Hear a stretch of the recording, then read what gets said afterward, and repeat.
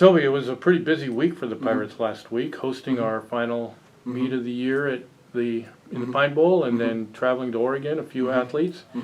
Just talk about the last chance meet and what we accomplished there. Yeah, again, it was just that, a last chance for a lot of athletes, whether it was athletes just wanting to get their last college meet in. So we had some people do some interesting events, had some pole vaulters do the steeplechase, and that was the final event of the day with some decathletes and some other folks in there. So that was pretty fun.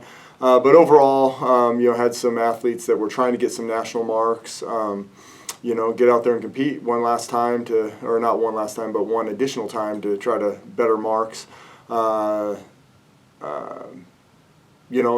It's always hard at this time of year because people will PR and have their best performance ever, but not improve their mark on the national list.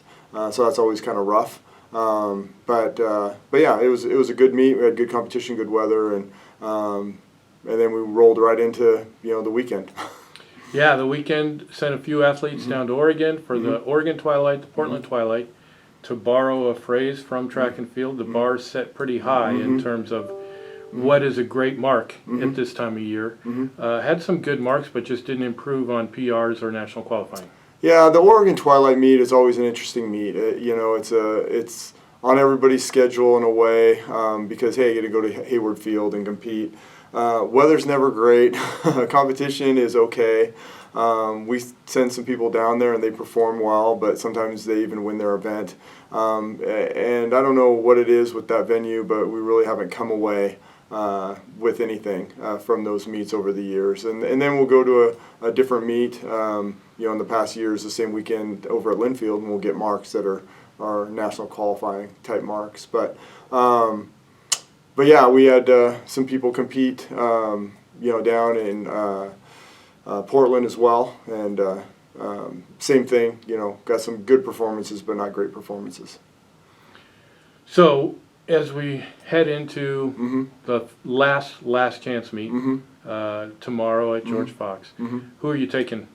So taking two javelin throwers, Tristan and Brandon Geck, have a chance. I mean, they're both top 50 in the nation in the jav, and they both have the ability. They're both a little bit dinged up, as javelin throwers usually are, but hopefully they can muster enough to get the mark that needs to happen so they can join Cody and have 3 male javelin throwers at the national meet. Emily Brown, she PR'd at our last chance meet in the 400 hurdles and improved her mark, moved her up to, I think at that time, top 16 in the nation. She's fallen back down to 23rd. They take 22, so she needs to better her mark, but she's improved every time she's run the event. And so hopefully that will happen again. And then Luke Davis in his 5th year after taking a year off and starting during COVID. He has an opportunity. He's thrown marks that can get him to nationals in shot put. Just hasn't done it in a meet yet. So those 4 athletes we'll take down there, see what they can do, and then the rest of the people are just sitting on their marks until 9 p.m. on Thursday night when we know they're in for sure. And as we look at that list, break down who we feel strongly is going to go and how they're going to do, because we're not going to have a chance to talk before national meet. Yeah, so I think we've got 6 people that are in the meet. Am Blessed will be in both the shot put and the discus. Obviously, indoor All-American in the shot put, 4th place, and then last year, I believe, 5th place in the outdoor discus. So she's an All-American in both of those events and has a chance to be in it.